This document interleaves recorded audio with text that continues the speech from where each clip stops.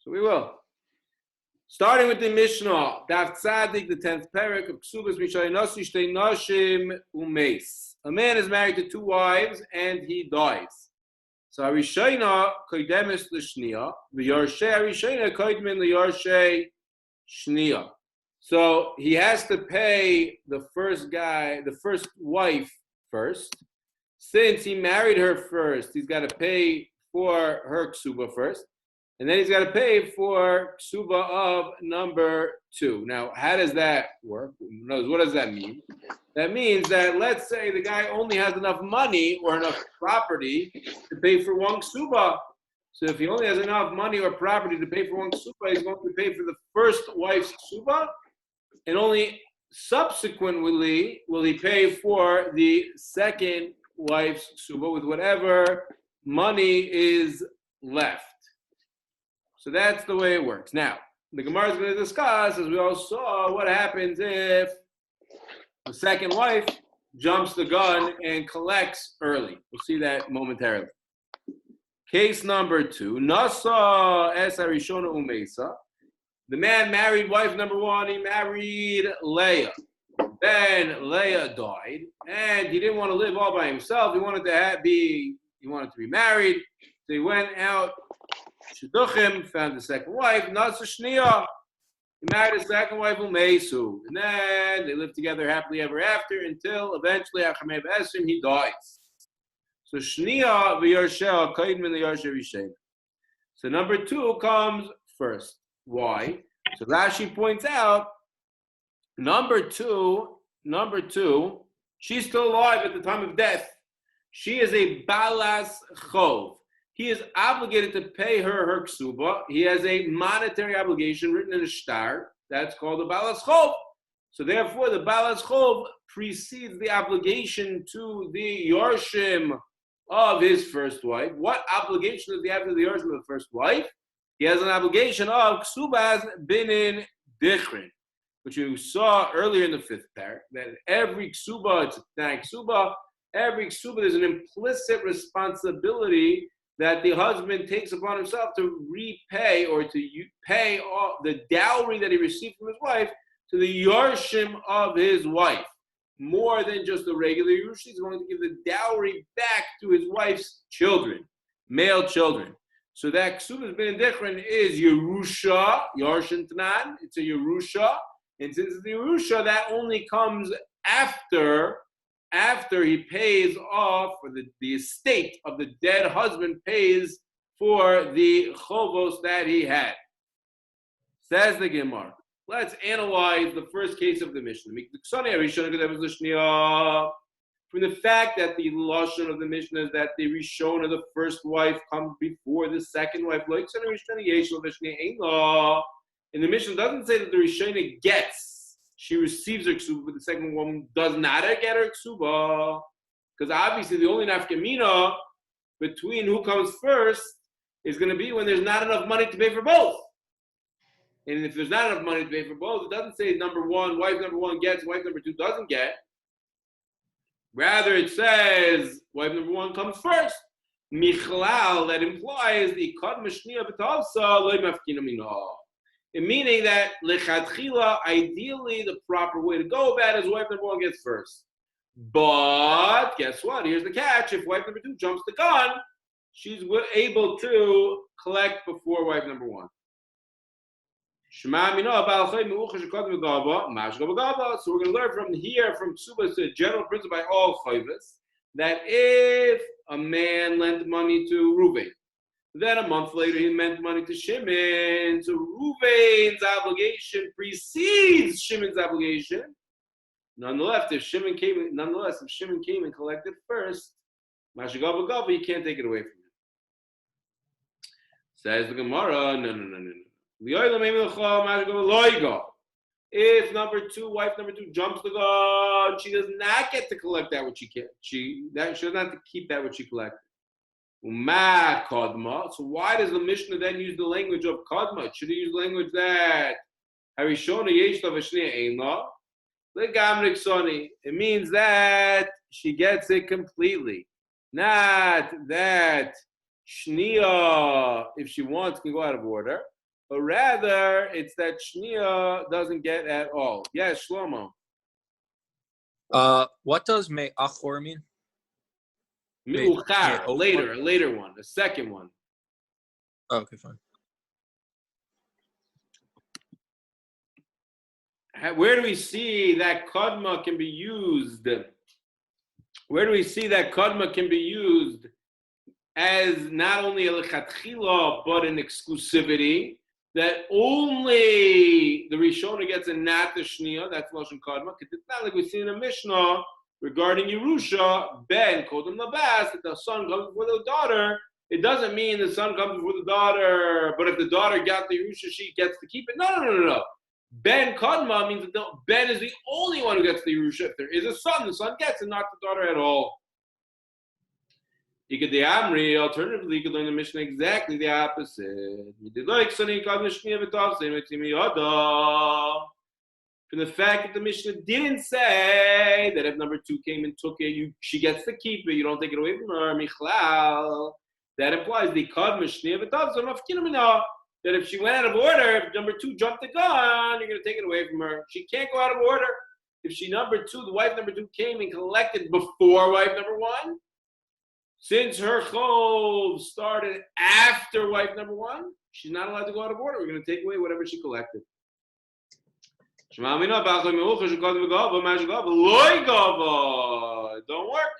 She can't collect later. She can't collect since her chov, since the obligation to pay number 2, i.e. Shimon, came after the Baal Chov was already obligated to pay Ruvain. Shimon's not allowed to collect before Ruvain. That was the diak in the Mishnah. Says the Gemara, no. Really, it's not true. If they go out of order, if Baal Chov number 2, i.e. wife number 2, collects before Baal Chov number 1, she can keep it. She can keep it. Why did the Mishnah say that? Why did the Mishnah just say wife number 1 comes before? Why did the Mishnah say, and if wife number 2 collects, you don't take it away from her?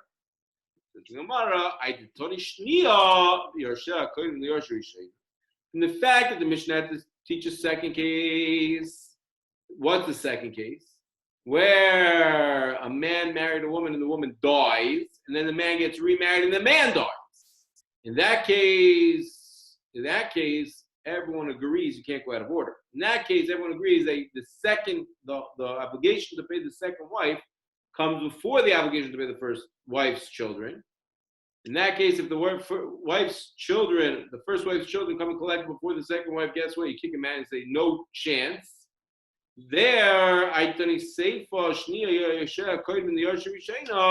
so therefore, even though it's not the same. We're paralleling the Lashon, but the halacha is not the same. In the Seifa, if it goes out of order, you're going to remove that which the Yarshin collected, because guess what? The husband has to pay his wife before he pays the Yarshin of his first wife. So, but in the Reisha, if it went out of order, if wife number 2 collected before wife number 1, so she would get to keep that which she collected. Questions? Okay, let's go weiter. Nasa es harishona. In the Seifa, Shema Mina Tlas. There are 3 halachos we can learn from this case. Shema Mina Achas Bechayov. Rabbi. Yes. Sorry, I do have one question. The two tzaddim, at the end of the day, are we saying that we don't know if they would be able to, that it would be what it was, or it's that they aren't, meaning in the first shot, right? The one side, we say that at the end of the day, that if he tried to collect, then it wouldn't work, or you're mafkimine, or we just don't know. And the second one is that we can't be mafkimine, or is it that we don't know? Meaning don't bring a raya, or is it that Lamaisa the flip is true? Right. We wanted to make a diak in the Mishnah. And then we said that the diak is not mukhrach. It's not. You don't have to say that, because you could learn the Mishnah in a different way, that would not force the halacha that we're talking about. So it comes that out we to don't be a know. suffix. It comes out to be a suffix. Right. We're not sure. By karka, it seems that the Shulchan Aruch paskins that if they jumped out of order, we are mafkina. We paskin that if they go out of order, it doesn't work. It doesn't work. Like the Ikadamri. Mm-hmm. And there's a machlokas rishonim if the same halacha applies to metatlin or not. In other words, if somebody goes out of order by metatlin, is that also true that you're going to take it away or not? That's the machlokas between the Ritva and the Rashba. There's a machlokas between the Shulchan Aruch and the Sma in Choshen Mishpah. Okay. Thanks. Nasa asa rishona. Shema mina tlas. Shema mina achas b'chai v'achas ma'isa yesh lahem ksubas binin dichrin v'lo yichai shinon le'insuye. What does that mean? If one of them is b'chayav of the husband, in other words, the wife died while the husband was still around. The wife died while the husband was still around, and therefore the wife has the male children want to come and collect from the husband much, much later the dowry that their mother brought into the marriage. The achas b'moisai, in one of them, meaning the wife died after her husband died. Achas b'moso. The wife died after her husband, and now you have two sets of male children, or let's say two sons, that are coming to collect from the father's estate. One of these sons' mother died while the father was still alive, and one of these sons' mother died after the father died.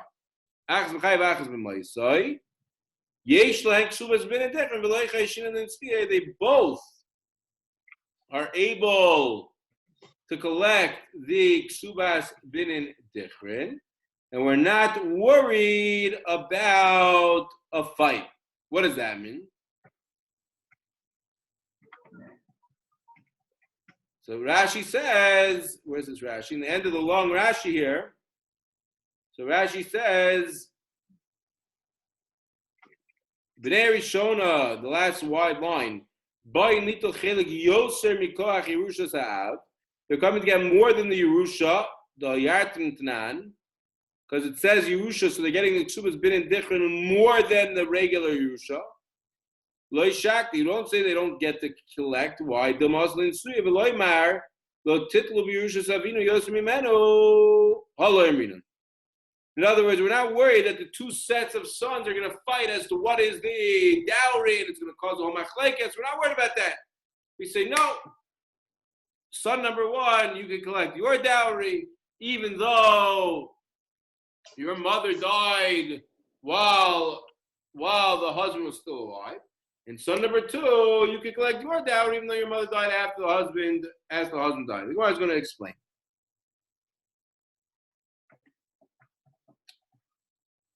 Mimai, where do we see that? I mean, the son is shnia v'yorsheh ha'koyim in the Yarshe Rishayna. So we see that even it's only the Yarshim of the shnia, i.e. the bottom zacharim of the shnia and the bottom zacharim of the Rishayna, they're both collecting. So we see achas m'chai v'achas m'laisai. So that's one diuk. Mukta Mikta Mudakadmi. The shnia come first.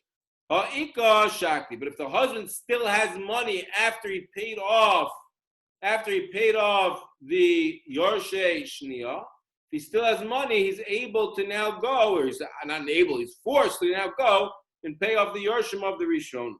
So that's diuk number one. Vishma mina ksuba naases moisar lechavert. What is moisar? We said Kesubos binin dichrin means that after the husband dies, he pays the children, he pays the bottom zacharim, the male sons, the dowry, only in a situation where there's a little bit left in order that you can be mekayim the din of Yerusha midaraisa. So what happened here? The male sons of the sons of wife number 2 came and collected their ksuba. They collected their ksuba. There's the leftover money. Now, sons of wife number 1 want to go and collect the dowry of their mother, right? They want to collect the dowry of their mother. So now you have a problem, because we said for the children of wife number 1 to collect their money, there has to be not only the value of the dowry, it has to be a little bit more in order to be kind of the din of Yerusha Daraisa. And there isn't. What if there isn't any extra? There's only enough to pay for the dowry of wife number 2, and then extra to pay for the dowry of wife number 1. So you should say that wife number 1's children can't collect anything because there's no meiser. No, it says since there was enough to pay the dowry of wife number 2, that's considered the meiser in order that the wife number 1 can collect her children can collect their Kesubos bin different as well. It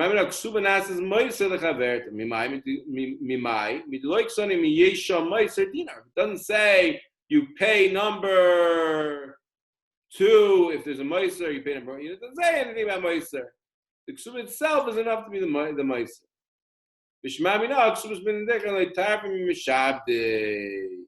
We also see you don't have to pay for the dowry to the sons. You don't go and collect from the kuchais. Why? Because if you're going to collect from the kuchais, now you have a funny case. Why? Husband dies, the estate pays wife number 2's children. Been indifferent. But hold on.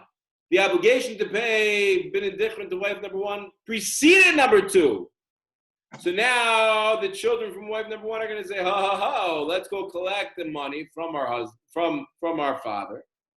Father says, I don't have anything left. Okay, so where are your lekuchas? I don't have any lekuchas. Well, hold on, Badim Zacharim from wife number 2. Those are our lekuchas, those are Mishubadim. They come to us. So wife number 1 will say, the children of wife number 1 will say, we always get money at the end of the day because our obligation preceded wife number 2. Ellman, why do we say that that's not the case? It must be because once it's mishubad, once the land is mishubad, it's been given over, sold or given over to the children of wife number 2. Wife number 1 cannot collect from the mishubadim. Why did it say that the children of the first wife will come and they'll collect from wife number 2. And the fact that they're not allowed to collect from the children of wife number 2, it must be that for Kesubos bin different, you don't collect from Mishu Badin. Aside for Josh and Shmuel, did anyone get past this area? Did anyone get past here? If you got past here, please speak up.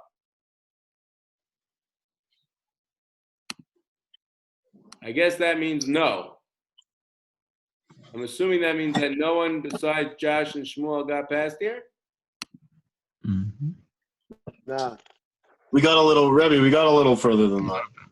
Okay, but say it's a good stopping point. It's a good stopping point. That's what I wanted to know. We'll stop at here today. We'll stop from here today. Please use your night seder wisely. If you're, set with your chavrusas, please do your best to chaz what we did. And on Sunday, we'll continue from here. It's very important to chaz this because you won't be able to get the Hemshech Gemara if you don't have a shtickle havana as to what's going on until now. So please do your best almost to chaz what we did until today. And I'm very excited to get back in the swing of things. As I mentioned, there's the challenge for those who are interested to finish the Masechta, learning it, Le'ilei Nishmas, Miriam Devayer Bas Rabbi Akiva Zavulun Alevi. Finish it, Masechta by Rosh Chodesh Elul, with Rashi, and no art scroll, Chavrusa, although you can use art scroll if you need it, but not as a Chavrusa. I hope everyone will be willing and able to take part. It'll be very exciting. And Mirat Hashem will reconvene at 1 o'clock on Sunday. Have a wonderful Shabbos, and I'll see you on Sunday. Have a good Shabbos, Rabbi.